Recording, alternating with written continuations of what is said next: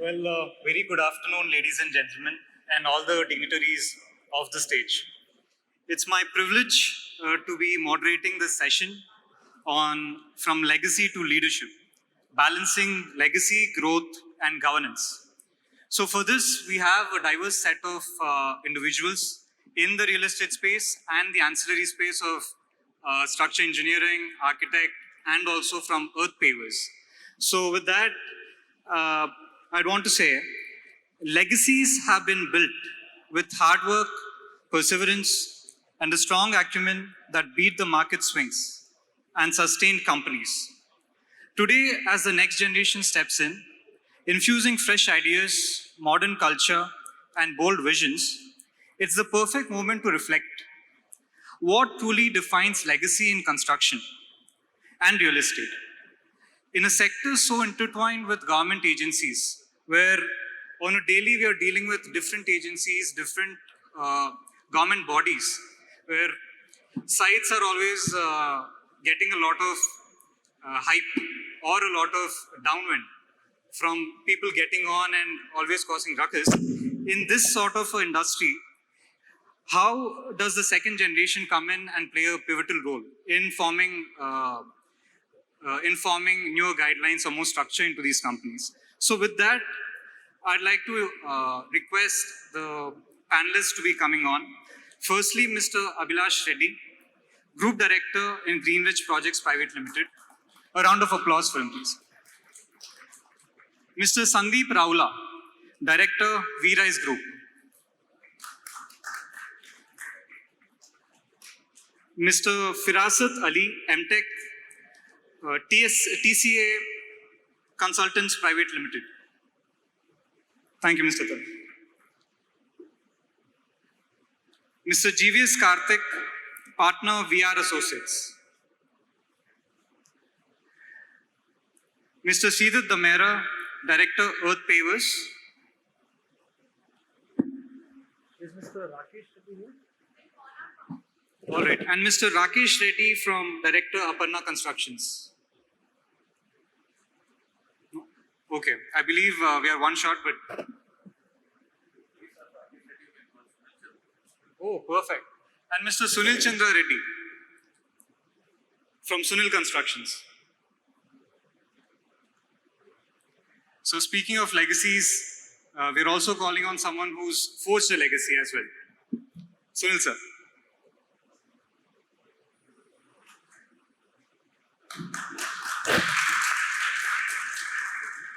All right, let's get this session started. So, hi everyone. So firstly guys, I want everyone to keep this as a discussion. So let us keep it to shorter answers where we let everyone pitch in and kind of make this fruitful for all the audience, right? So firstly, I want to get this discussion on legacy started with asking all of you, what does legacy mean to you in your company? When we say that, what are the specific values or practices that have carried your company this far? And how have they shaped your biggest successes when you're getting into the company?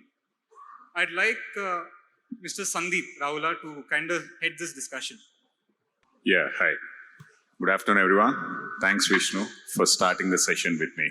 So, legacy is all about ethics, morals, and values that have been forwarded from the past generation to us. That is the primary building stones for us as a company and for me as an individual to be able to carry whatever has been done from the past 30, 35 years to the future. So on those lines, in every project that we are currently taking up, that we have that is under progress and that has been delivered, we ensure that we commit to whatever has been initially confirmed and already put forward to the customers. So that takes care of the values and integrity part of the project which has been initially committed. Then coming to how we want to structure the whole deals in a very systematic manner, be it financial, be it technical, or be it in any other manner. So all these put together will form a good organization and also take whatever has been done in the past to the future in an appropriate manner. So I think you mentioned a lot of transparency and a lot of structure and giving what we promise. I think these three together can take the company forward and forge a legacy. Now, speaking on a different field, let us take it from Mr. Firasat. So what does legacy mean when you're talking about a structural consultant? So I believe you're a second generation into the field. So what does legacy mean for you? I think the DNA for success has very common aspects, whichever field you may be in. So for us also, what I would say is our defining aspect is the decades of trust and the value for the word, the commitment that you give. Okay, that has a lot of meaning. To that aspect, I would say that there is a commonality that success which passes through generations requires you to honor the foundations that you have built on, which is trust, commitment, and the relationship you have with your clients. I see. Well, I'll change up the question a little more for Karthik Garu. And I take the point on trust. I think that is the focal point that both of you have mentioned.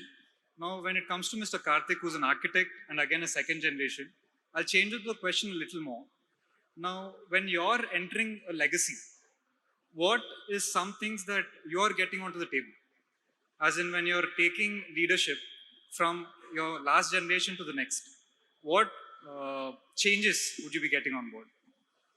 Hi, I'm Karthik from Veera Associates, an architect and builder. For me, briefly to start, legacy is definitely a responsibility. It's not an easy task. It's not a cakewalk to do, take over an easy journey. It's a load of responsibility to carry forward in your generation. It comes with a lot of values. So you have to definitely keep the old practices and methods intact. At the same time, add on new technology and new strategies to take it forward. That's an important aspect. And for me, as a leadership value system, how we are getting it forward, I did my architecture here in Hyderabad, done my master's in US in construction management, and came back in 2011 and joined my father's family business as Mr. Ravi. We are associates. Already started, it's a running company from almost 38 years. When I came back, father asked me a question. We are actively involved in architecture, valuations. We used to do estimations from various banks and all. What do you want to do as a professional? Basically, in which line you want to go?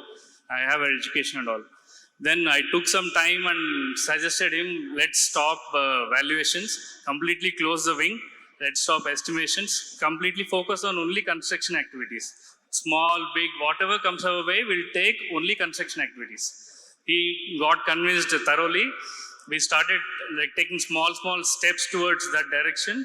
2011, I came back, and definitely they're showing good results in that aspect. So he stopped that total valuation wing and estimation wing and started taking construction activities only. It's showing good result. I feel personally that's as a leadership, I added that value to our family business. Nice. And so I think you've been perceptive of what the market was.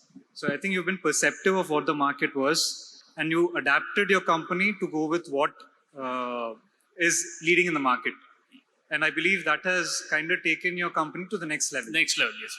So I think that's a good takeaway, that we have to be very mindful of what the market is, especially as next generation leaders, and always kind of try to steer our companies in that direction. I think the mic is a little echo. But all right, we'll try to manage with what we have. Sridhar, let's ask you one question. Sure. Now, what is one legacy approach, such as, let's say, your informal authority delegation?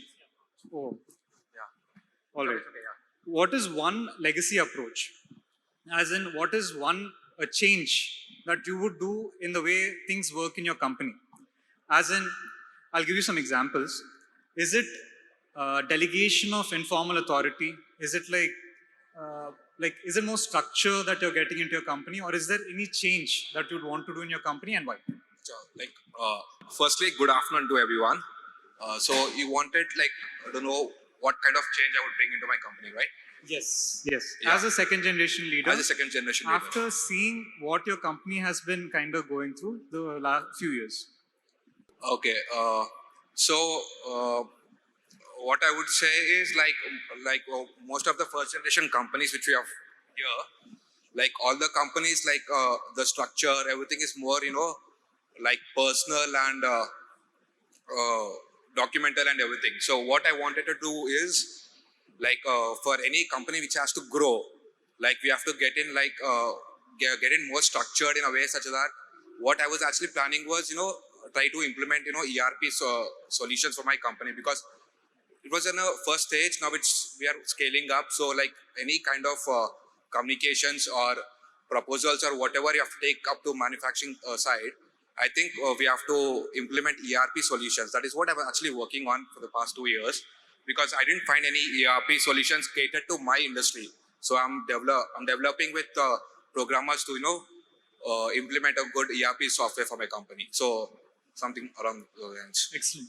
I think one keyword that we can take from what you said is scaling. I think when it comes to the second generation, especially given how big and how large the projects or whatever we take up has been becoming, it's quite legacy always translates for us into scaling. We want to do more, we want to give more. So with that, I'd like to again come back to Mr. Firasat and ask, what are some softwares or maybe what are some new age technologies that you are using to cater to this need? Yes. So one challenge that you face in a legacy company is that you handed out processes that were followed and which were successful to a certain point. But as the design environment changes, there is a need to modernize workflows as well.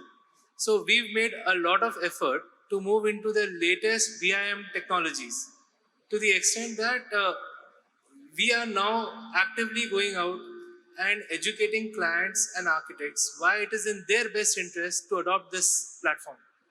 There is a lot of saving when it comes to coordination, as well as when it comes to managing workflows. You can save a lot of time when your work is far more structured, far more organized than just working in basic 2D level details like AutoCAD, for example. I'm just giving a name here. So this challenge is for the entire industry, and I really feel that the time has come for us to adopt the latest technologies. And just because you're a legacy company does not mean you need to be left behind. When you modernize, when you change who you are, you carry forward the whole legacy of trust that you have already built, and you can leverage it much better than the newer entrants whose only USP might be them adopting a certain technology. I see. I think you bring out a very good point of leveraging the trust and the legacy that the previous generation has built and scaling it up and taking it to the next level. I think that is the dream for any next generation. Indeed. Now, I'd like to come to Mr. Abhilash. So, Abhilash, my question to you would be, now, one statement I had made is that legacies so far have been built with a lot of determination, hard work, and obviously a lot of business acumen where they have seen various swings of the market and dwell through it. Now, speaking to the next generation, what do you think the next legacy is going to be built from? As in the next coming decades, which companies do you think would stand out and what would make them stand out? I think in the next coming decades, for you to be relevant, you have to be more technology driven. Like you need to have good ERP systems. You need to have good systems in place for the construction. You need to have good prop tech. And you need to even inculcate more virtual reality into showing the show homes, the model homes and everything. Like you need to show how your home is going to be like. Like you need to show them before the construction starts. That's when the people are going to be impressed, and that's when they know what they're getting. Because there's too much competition in today's world, that if you don't inculcate technology, you're going to be very outdated. So I think for people to be relevant in the next decade, they need to first concentrate on a good product. They need to have very good systems in place, and then they need to have good pricing to be successful. Excellent. I think very well said on that regard. From what he said, the few things seem very trivial, but I think those are things that we always miss around in the companies with the rat race that we always go through. I think those values are always like, kind of lost. Now, speaking of legacy, again, let me move to one person on this dais who's actually set a legacy, who's been part of NAREDCO Telangana, taken it forward, who's been a leader in that. Sunil Chandra Garu, who's been president of NAREDCO Telangana before, and the MD of Sunil Constructions. Hello, sir. So tell me what legacy would be for you, and what do you expect from all of us here, the second generations, about taking such a legacy forward? Firstly, Vishnu, let me thank Sridhar Reddy Garu for parachuting me into this into this lovely panel where I feel very young with young Turks all around me. Legacy, Vishnu, is basically the value system of your company. I've heard about technologies, I heard about old processes. All these are part of legacy. But inherently, what is the value system of your company? Today I've seen several companies where if the value system is right, everything else falls in place. When you talk about legacy, you're talking about 2, 3, 4, 5, 6 decades. And what I would request all the young Turks sitting on this panel, ensure that the value system, the culture is based on honesty, on trust, on delivery, where people look forward to you. I know several developers who might not be the My Homes or the Aparnas who are really, really big. There's several other developers who have created a legacy for themselves where they have repeat customers. Every project they launch, they have customers. It's the culture, the value system. Please take it forward. Money is incidental. Money will come. But ensure that you pass on great value systems, great ethics, great trust to the next generation, and your company will last a century.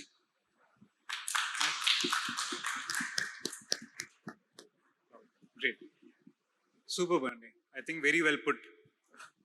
So let me move back to Mr. Sandeep. Sandeep Garu, ippudu, let's talk about on-time delivery and profitability. Now, currently, there's a lot of unorganized ecosystem that we work with, correct? And that has been easier for the older generation to navigate because they have kind of thrived in that system. And right now, this ecosystem is kind of made of vendors, your labor, then you are also dealing with your approvals, your government agencies and whatnot. So with all this being still quite a bit unorganized, and you're slowly moving towards the structure, but it's not there yet. So through all this, how can developers deliver projects on time and profitably? Yeah, good question, Vishnu. So I'd like to break this question down into 3 different parts. One is before you start any project or any construction per se. So that's where your first phase of approvals, sanctions, licensing, all that comes into place. So that to be organized is honestly, I don't think we can do a major part in it. It has to come from the government departments itself. Probably as some of the technological interventions they have done recently with Build Now and all of that, probably if that evolves and becomes an AI-driven process in the future, that could solve some of the problems. But even today, from our generation perspective, we still have to go through the same route. I don't think there is an escape route on that as on date. Second is during the construction phase, which involves your other part of the question, the labor that is needed, the material vendors that are needed. So here, most of the things can be structured, most of the things can be technologically well handled with the current products that are available in the market. So here the legacy comes into place with the vendor contacts. These vendors who have been with us since long, they add a very good value to any of the projects in the future. Now coming to the labor force that is going to come from various parts of the country, these people can also be monitored well through technological interventions, be it their well-being in their labor camp, be it their output or their work output during the constructions at the construction site. All this can be very well handled with the technological interventions, which will sort out some issues. Now coming to the third aspect of it, after the construction part of it. Now in this aspect is where the post-project delivery phase comes into picture. There are a lot of technological interventions available there also, which we are implementing currently in some of our projects, which clearly identifies all the snags that have come up during the construction phase, so that you can rectify this product even before handing it over to the customers, so that the customer is mindful and he's confident that whatever product he's getting has been addressed by these systems and they have been taken care by the developer or whosoever it is. So this is how I put it. So in short, to summarize whatever your question is, it is at this moment, there is nothing that can be done to change the legacy procedures of in the before construction phase of it. Probably over the next 5-10 years, as AI and other technological systems are evolving, it might help us, but not right now.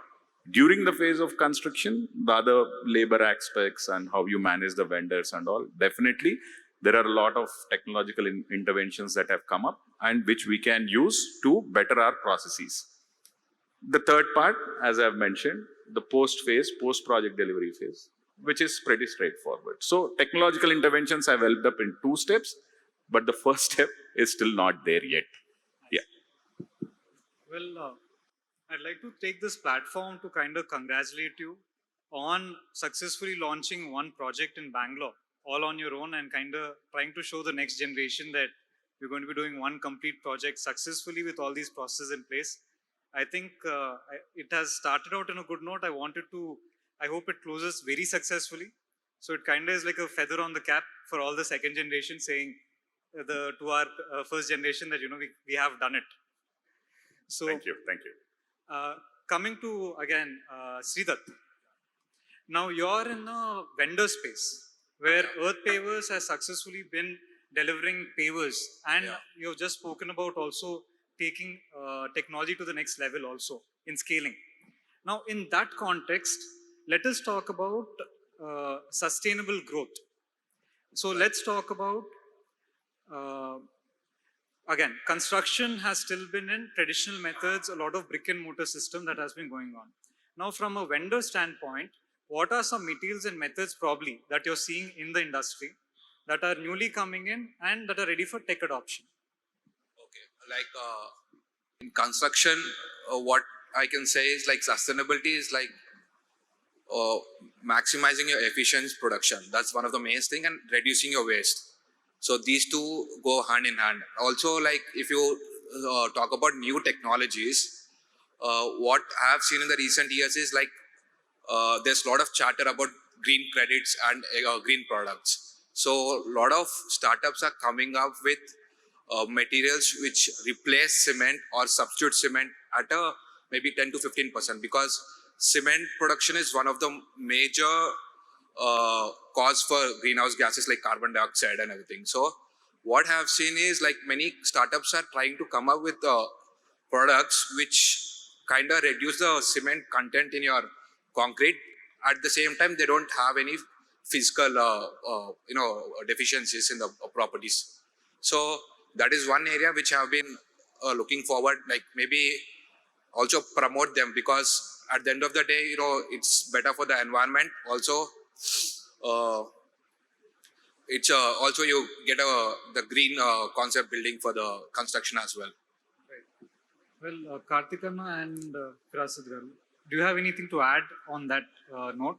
So we're talking about construction materials and methods, newer technologies that are coming in, and any issues with wide-scale adoption that currently we may be facing. The challenge in this field when it comes to widespread adoption is education. People have to be told why it is in their interest to adopt a certain technology when according to them things have been going good. So explaining the technology to them, educating them, walking them through it, skill development basically, that has become our prerogative. It's not something that can be expected from people that come to you asking for work. So there I feel since we've been a part of the past and the present, it becomes incumbent on us to really figure out how we can, like the project that you've done in Bangalore, use these as an example to showcase how improvements can be done. There is a lot that has to be done. The technologies are available. It's about adopting them. So if I can add to that, education has to be done not only to we can directly educate the builders and everything, but at the end of the day, the customers are the people who are going to live in the houses and everything. So suppose if I substitute cement with some different material, I can convince the builder because he is technically sound and he can understand. But what happens is when the builder is trying to convince the customer, he says that there's no cement in this. How is it going to withstand the life and everything? So it has to come from the customer. Education has to come from the customer point itself. Maybe government can also intervene in this regard and kind of build policies around it. Yeah, and incentivize builders who are actually taking care in that. Again, it plays into the aspect of having codes which normalize these aspects. So if you're doing something and the code allows you to do it, nobody can object.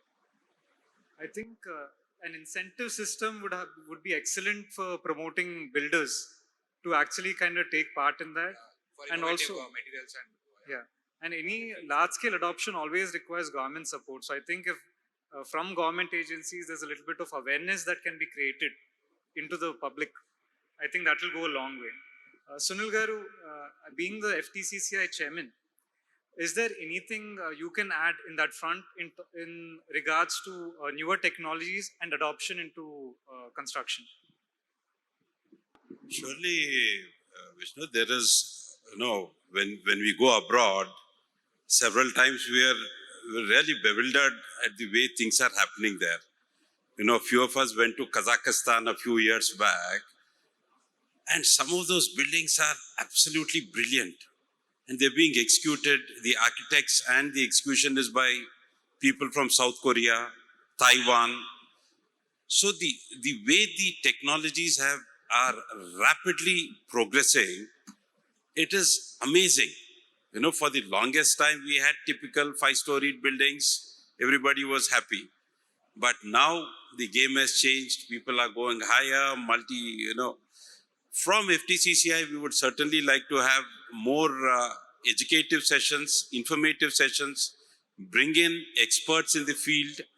I was just talking to my friend from the plumbing association, asking him what are the new technologies, if we can do one session together to educate developers about what are the new innovations in plumbing, in firefighting, in mechanical ventilation. So I think there is a lot to be done, Vishnu, because, last 20 years has been really, really exciting. And believe me, the next 20 years is going to be super duper for a country like India.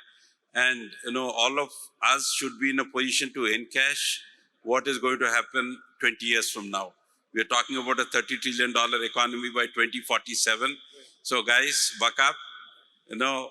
There is a lot more to be made in the next 2 decades. Well, thanks for those words, Sunil Garu. I'll move back again once to Karthikana. So, being in this field and also seeing your first generation kind of work through it, and I believe now you're doing a few projects in closer to Shadnagar as well. Now, seeing that, I want to ask you a question on compliance requirements. As in, usually we always hear this, in fact, I've said it myself to the other generation, that when a couple of decades ago, there was much less compliance, there was much less agencies to deal with. And currently now we have TG RERA, we have your HMDA permissions, you have environmental clearance, you have labor cess, you have a lot of different agencies you're working with. Now, working with that and kind of doing a project on your own, do you see compliance as something that is kind of making us more structured? Or do you see this compliance kind of getting in your way of getting through projects? How do you see it, Anna? Yeah, we are doing a project in right opposite Kanha Shantivanam at Chegur. It's a 1 acre property in which we are building 80 flats, 1 bedroom, 2 bedroom, 3 bedroom, different sizes.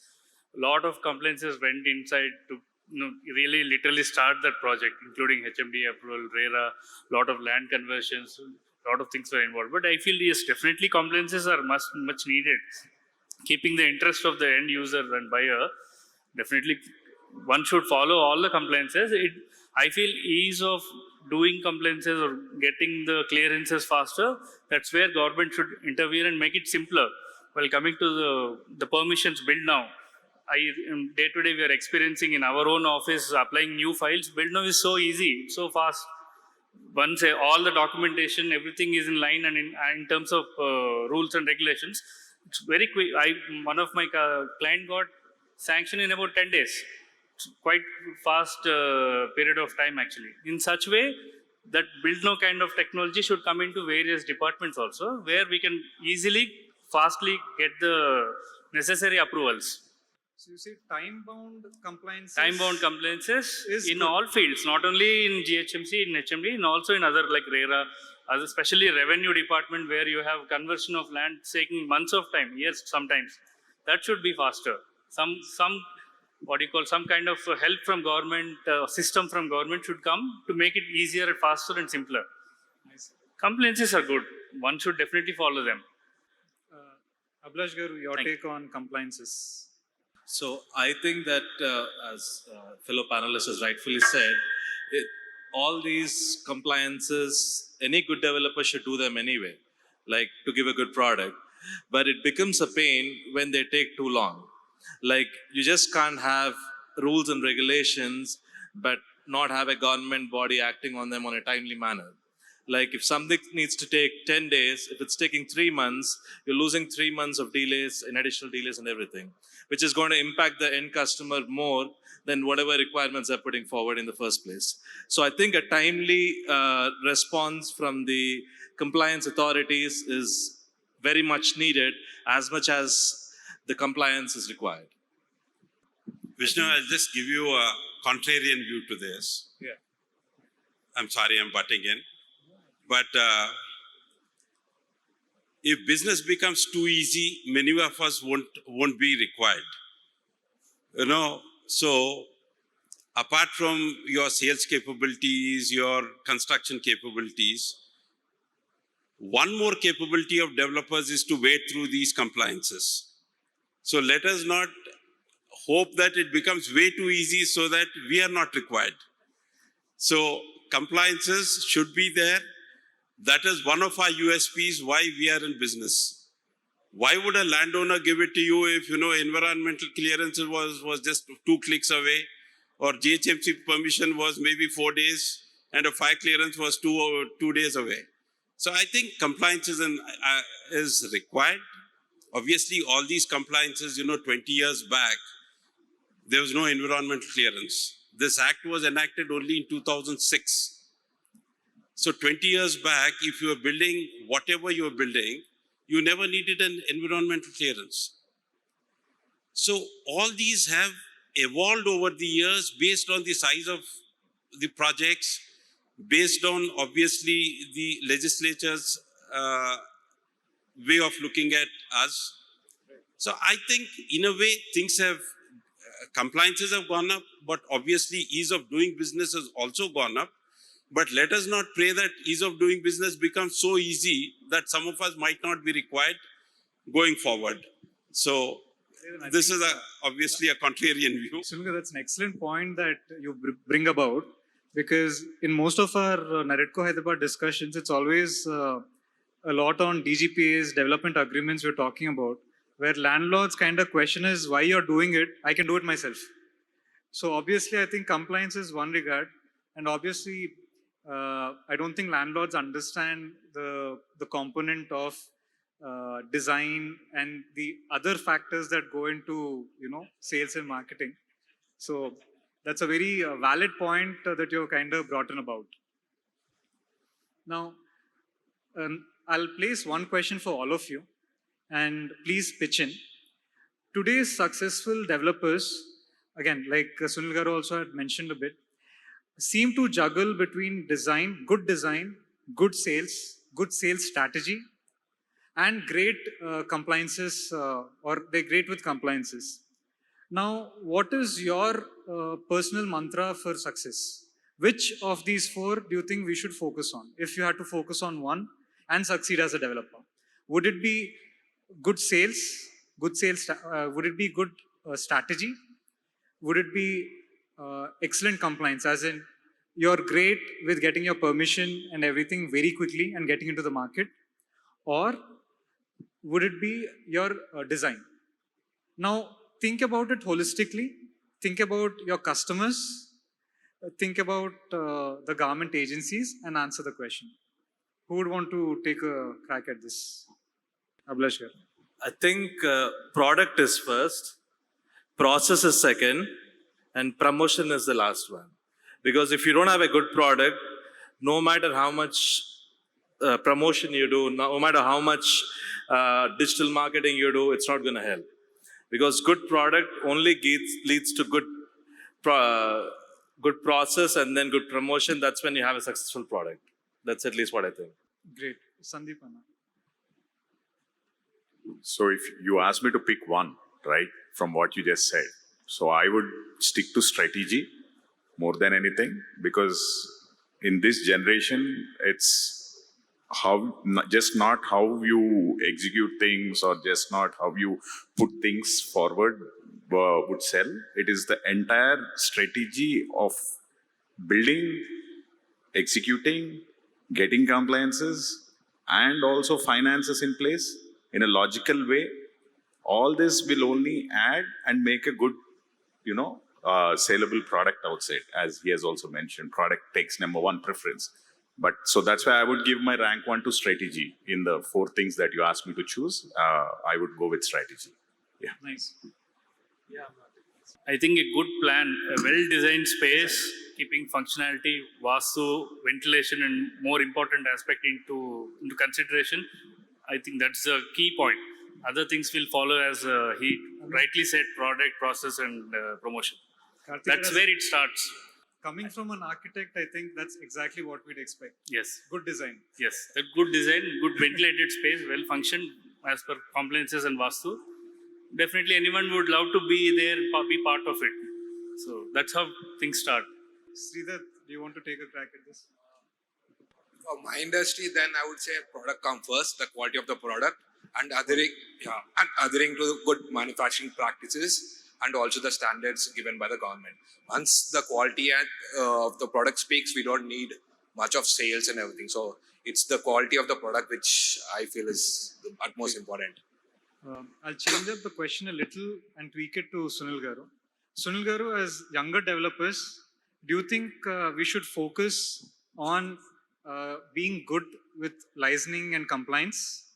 Or do you think we should be focusing on getting a good site for construction?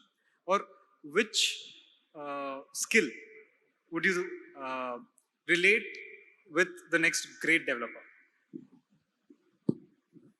So I'll just go back to your previous question about which one of the 4 would you choose. If I choose one of the 4, then I'll be questioning the very basis of a management degree.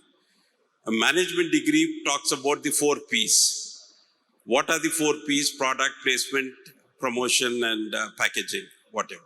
So with regards to our business also, every one of these aspects are critical. You have to have a great design, you have to have a great location, you have to have the right pricing. So all these are important, and honestly, it'd be tough for anyone to choose one over the above. It's a combination of the four for you to have a good, successful model. And coming to young developers, when I see these people here, I see the future of India. I see what kind of opportunities you're looking at. Because when we were growing up, when Jubilee Hills reached a price of 5,000 rupees a square yard, I was told by some of my elders, they said, people have gone mad. 5,000 rupees. It is going to crash. Jubilee Hills is going to come to 2,000 rupees a square yard. Today, I'm talking about these things happening into 2002, 2003. 2002, 2003, Jubilee Hills was 6,000, 7,000 rupees a square yard. Today we are talking about, the numbers better than I do. So for the next 20 years, I keep harping on how great a country we live in, how beautiful a city we live in, compared to what is happening in rest of the world today as we speak. We live in heaven today. This is paradise for us. We don't have a bomb flying over us. We don't have to look at the skies and worry about whether, we are going to be alive tomorrow. We are in a great country, the only large economy growing at 7% a year. So for all the youngsters, my request is gear up, ensure that you're part of the race. There is today you're a $4.2 trillion economy. You're talking about an economy 7 times the size 20 years from now. The kind of wealth we have seen 20 years ago to kind of wealth we are seeing today. In 2002, a friend of mine bought a standard 2000 car, which was considered the epitome of luxury. Today, many of our friends have the best of cars. So, gear up, guys, work on all your skill sets. Please don't put one skill set over the other. Every skill set is important, and rocket 20 years later. I wish to see many of you doing much, much better. Thank you. Thanks for that remark. Now, guys, we've been speaking a lot about legacies and what it means to us and where we want to take it forward. Now, let us talk about our way forward. As in, let's talk about the future of our city. With new developments like Bharat Future City, your AI zones, your pharma, health hubs, and in the southern growth corridors, I think a few of our developers here are also very prominent there. Now, where do you think the next Hitech City is going to be? As in, the kind of boom that was seen between the 2000 to the 2005, between that era, that sort of a boom, where do you see in this city? I think the last decade was mostly concentrated on the West. Like West was very dominant in terms of growth. I think the next decade forward, we feel that the growth is going to be moving a little bit towards the South. Not just because we have a project over there, but I think there's some very good reasons for that. One is the airport. Next is the metro expansion that's moving towards the south. And the Bharat Future City, once the work starts on that, I think that's a very futuristic idea. Obviously, it needs a lot of work from the government in terms of the funds for all the infrastructure and everything. But if that happens, I think the south is going to be very prominent because it has a very, very strong fundamentals going towards for it. Sandeepan. Honestly, I don't want to see Hyderabad grow in one direction. I hope, I heartfully wish that we expand in all the 4 directions, however possible, and whatever it takes for that. I wish we get equal contributions from north, east, west, and south. Yeah, I might not be a developer, but as a stakeholder, I see growth everywhere. So I don't feel the need to pick a side. And things have been going good. It's good. All parts of Hyderabad feel equally invested in the future of the city, and that's the right way I feel as well. I feel same as he rightly said. There should be all directions of city. There should be high-tech cities and all other cities also in all directions, not only one direction confined to one area.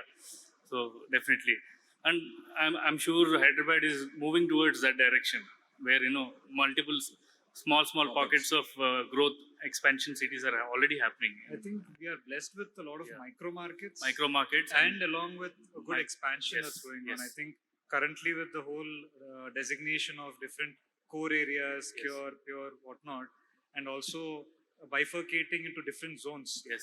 I think there is a lot of transition coming in, but I believe it is headed in the right direction. I started observing each and every location is slowly, they have a lot of malls, commercial buildings, IT areas, residential buildings, Kukatpalli. Every small area is again slowly growing as a city by itself. LB Nagar is one city, Kukatpalli is one, my observation. In that way, it should be a mega city. Always, all directions, everything should be grown faster. Well Sridath యాక్చువల్గా నీకు ఒక question కొంచెం మారుద్దాం మళ్ళీ. ఇప్పుడు in vision 2047 it kind talks about growing towards or aiming towards $3 trillion economy for Telangana. So in the vision 2047 we are looking towards growing the Telangana economy to a $3 trillion economy, right? So with that, with what you are seeing in terms of infrastructure, in terms of where our city is going, what do you think there are some steps to be taken from the government side? And at the same time, what do you think you should be working towards, as in for your company, to kind of go towards that process? Like I said earlier, scaling is one of the most important thing. Kani, but when we come to the government side, I think they should incentivize or all kind of businesses, especially where there's a lot of revenue, where they can find the revenue. So not just like I've seen, we have Hyderabad is an IT hub, but not just IT. Government has to focus on other aspects as well. So and incentivize so that it becomes a whole like a basket of business, not just one IT or just pharma. They should kind of incentive, like I said, incentivize other business as well, like other what do you call sectors. Basically other businesses that boost our economy and also boost real estate for us. Because I think other because like when businesses are what get business to us. People be coming in, then obviously real estate also will increase. The idea is not a $2.3 million real estate in that, isn't it? It should be all of us together. Yes. And Just not India 3 does trillion. not It's just not 3 trillion real estate, right? it can't be just real estate, right? So India has a lot of talent. We have very smart people. I go to colleges, my college as well. There are smart people, but they don't see a future here. There's so much that can be done. And tying into how we were discussing about how unsafe the world is today, India is still doing very well. And I strongly feel by 2047, we can be a $3 trillion economy. But we need to get our basics right. Infrastructure, diversifying into other industries. And to support them, of course, we are there. That's required. But I want to add to that. I think currently in the whole global stage, India is very synonymous with stability. I think that goes a long way in terms of how the world perceives us. So I'm very proud to be Indian at this sort of Absolutely. setting. I mean, more than ever, now we need to get our act right. We have to be more formalized. We have to be able to have a shorter time period between dreaming it and spade work, beginning at site. So that's where we can really improve. Great. Abhilash Garu, do you want to add to the $3 trillion economy? Yeah, the only thing that I think that everybody made very good points. The only thing that I would add is Hyderabad still has, like Telangana has very concentrated development only in Hyderabad. I think the development needs to be spread out to other neighboring districts too. Because like concentrating only on one city wouldn't help us achieve that $3 trillion mark. I think having more industries and more development in other districts, in smaller districts, would definitely help in the growth. Great. I think also Abhilash Garu kind of gets a lot of expertise from coming from the US and also being a developer there himself. So I think you kind of bring a global outlook into this conversation. So thank you for that. Yeah, I think even my earlier point came from there because like in United States, like most of the states have multiple cities that are growing. Right. It's not only concentrated on one city. In India, it's mostly concentrated on one city, except for a few states. most of the states, it's only one city that's dominant. Rest of the cities are very like like smaller. That's why I think India has much more better outlook when you allow more pockets to grow. Great. Well, guys, with that, I think this conversation was very fruitful. In fact, a lot of you had great points to kind of put into this conversation on legacy and leadership. Now, I'd want to ask the audience if they can add anything to this conversation or if they have any questions for us. Any questions, please? The gentleman at the first row itself. Good evening, everybody. You're talking about the legacy. When it is the second generation, you'll be very happy to take the experiences from the elders, money from the elders. What you don't want from the elders, that we want to know. Let me have a try at this controversial question. Let's keep So- it impactful and short, sir. Absolutely, Firasat, sir. I'll try my best. So some thought processes are no longer applicable because the world has scaled up. So those are actually becoming a bottleneck in some aspects. So sometimes a different approach that I have been able to use has brought better results. To that aspect now, there has to be some evolution in our ideals. We cannot replace them. That's our identity. But there has to be some evolution. That would be one thing that I would feel we all really need to be very careful and conscious about whether we keep it or modify it. Add on to the question. My question is not that one. What I'm asking all the young Turks, which point you don't like to take it forward from the elders? Or the elders are restricting you to move forward? In which things? In which points? Challenge or hindrance? I feel one thing, as Sunil Garu rightly said, inherit the value system from the elders, but at the same time have your own individuality in practicing the business, in functioning the business. In that way, you should not inherit the individuality of the elders. That's what. Sir, one-to-one with all of them, sir, for this answer. One-to-one, you'll do one with all of them. Your second question? It's not a question, but I do have an answer to what Sai was asking. As part of NAREDCO Hyderabad, the next generation, I also have some suggestions that we could follow, or rather forget about what I would like to say is that usually forget about elders. The Indian mindset itself is in a way more of a utilitarian or bang for the buck mindset that we do have, which is restricting us. Also, some of the topic discussions that we had, which is maximization of profit or in terms of SFT, and then the relationship that it has with design. So we need to shed this idea of having this utilitarian and maximization of this bang for the buck mindset that that is passed down to us, and then try to understand what we are serving and what we are doing to help and to differentiate ourselves compared to what others are doing as well. That's what I believe is the next step that we should evolve into. Thank you. Yeah, I just wanted to ask to the panel. I mean, I hear a lot of policy level, compliant level, as well as I think most of you are. I believe you are in a architecture and the development side. I don't live here, but I just was visiting here. So I wanted to ask, is there any integrated master plan, kind of like in the US? I think Abhilash, I think probably you know about it. So like a 20 years and 100 years kind of a plan. I think most of the development is happening, but the infrastructure side, they're very kind of a poorly planned. That's what I might believe. Is like when there is a drainage or there is a because there is so much of growth in certain areas, but that's not very well planned for the infrastructure.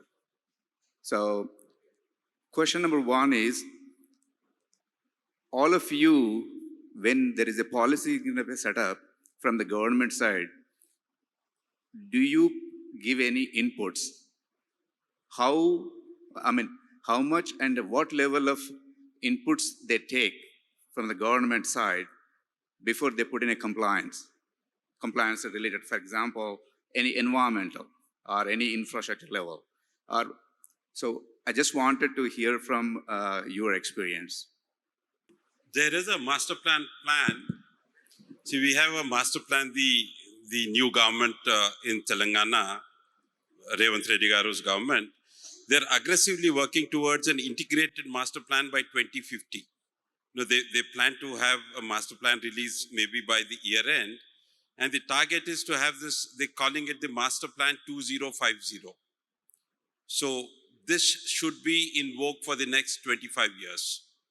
And they're planning it in a way, of course, at a macro level. They're not going into micro levels like where your drainage line is going to be or where your water line is going to be. They're looking at a more macro picture of, they want to have a core area where you will have the residential and the commercial and the entertainment zone. Then you have the area beyond ORR where they will have a semi-commercial kind of a thing. And then beyond the regional ring road, so between ORR and RRR, they have their plans. And from regional ring road upwards, it's more going to be an agrarian kind of master plan. So the government is certainly working on a master plan, a robust master plan, which will integrate, which will keep in mind the developments over the next 25 years. That is the plan of the government. Coming to compliances and whether we, the stakeholders, are part of the plan, in several places, they involve us in the planning process. The state governments call us over before they legislate a new GHMC Act or a HMDA Act. They kind of take our inputs. Environmental laws also, particularly in the last 6 months, they have given some new orders which facilitate ease of doing business. So certainly there is a move towards ease of doing business both at the center and the state. And yes, they involve the stakeholders in a majority of the cases before they enact a new legislation. I would like to add a point to this. Earlier, we used to have master plan for each city separately. Now, they are making this entire state. So, entire state will have only one master plan and one building rules. So, probably building rules will come by end of April. Master plan will be, mid of this year, we'll get the master plan for the complete state. This is a very good move. Thank you. Well, panelists and also few suggestions that we have gotten from this side of the dais. Well, thank you all for giving these lovely inputs and adding to this discussion on legacy and leadership. I think key takeaways from here are one, kind of go on the trust that the first generation has built, and for scaling, use the modern technologies and you have to be quick to adopt these technologies and taking things forward where we are compliant, we are more transparent, and we are growing at a better pace. So with that, I'd like to wrap this session. Thank you all for being here. Thank you very much, Vishnu, for fantastic moderation of this session. And before you all step down and leave from here, I would request a token of gratitude from our side to be presented to all of you. Firstly, can I please call on stage Mr. Murthy Raju to join me on stage, please? Let's put our hands together for the gentleman joining us, Mr. Murthy Raju on stage. Sir, I request you to please honor and facilitate Mr. Abhilash Reddy. I request all of you can please stand up. And Mr. Abhilash to please step forward. Thank you very much, Mr. Abhilash. You said that product, process and promotion are extremely important and the keys, and we need to be the tech-driven system where virtual future being through AVs and videos can be demonstrated to the future customers to make it flawless. Thank you very much, sir. Thank you, sir. And next, I would like to invite Mr. Srinivas Rao Kotluri to please join me on stage, please. Next, I would request you to please felicitate Mr. Sandeep Rawala, who's on stage with us.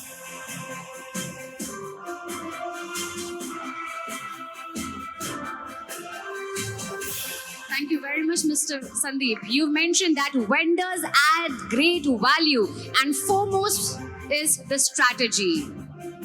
Thank you so much. Next, I would request Mr. Rahul Kapurwal to please join me on stage. Mr. Rahul, requesting you to please honor and thank Mr. Firasat Ali on stage with us, please.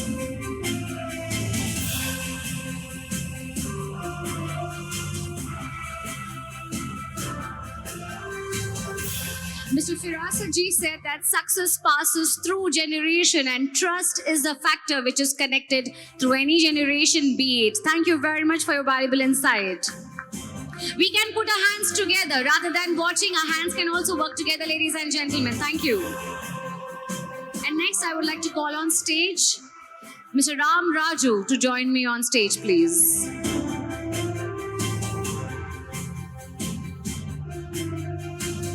Mr. Ram Raju, please felicitate GVS Karthik Garu on stage with us, please. Karthik sir mentioned legacy is responsibility and comes with values. We need to add more strategies, and plan is the foremost thing that we need to focus on. Thank you very much, Mr. Karthik. I love my panelists clapping for everyone in house. Super. Thank you. And next, I would request Srinivas Rao from Nikhila Constructions to please join me on stage, please. Srinivas Rao, sir, please join us. We request Mr. Sri Dutt Damira to please step forward. Mr. Sri Dutt said that ERP solutions need to be implemented in this generation, and quality product is what really matters. Scaling up is the only key to success. Thank you. Let's put our hands together for Sri Dutt. Thank you. I request Mr. Jitendra Reddy to please join me on stage, please. Mr. Jitendra Reddy to please honor and felicitate Mr. Sunil Chandra, MD of Sunil Constructions and a past president of NAREDCO. Sunil sir added a lot of value to the session, though joined late, but joined for a fantastic session. He said that value systems, culture are based on honesty, trust, and delivery. So it's an all-round development and growth. Thank you very much, sir. Thank you. And now I would request Mr. Pratap Reddy to please join me on stage. The young gen also thanking another lovely, dashing young gen on stage, our moderator, Mr. Vishnuvardhan Reddy, for very beautifully curating all the questions and making sure everyone answers the right way. Thank you very much, Vishnu.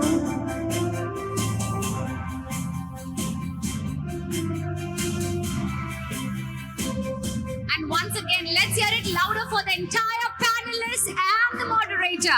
Balancing legacy, growth, and governance, everyone had their own takeaways, their own key points, stressing very differently, probably on products, probably on the strategies, the plan. But after all, we all come together. We are one family, one fraternity. That is the development and growth of overall people living around in Hyderabad and Telangana. Let's give a big round of applause to everyone who's present here, who witnessed this session, and to all of you who are gathered here.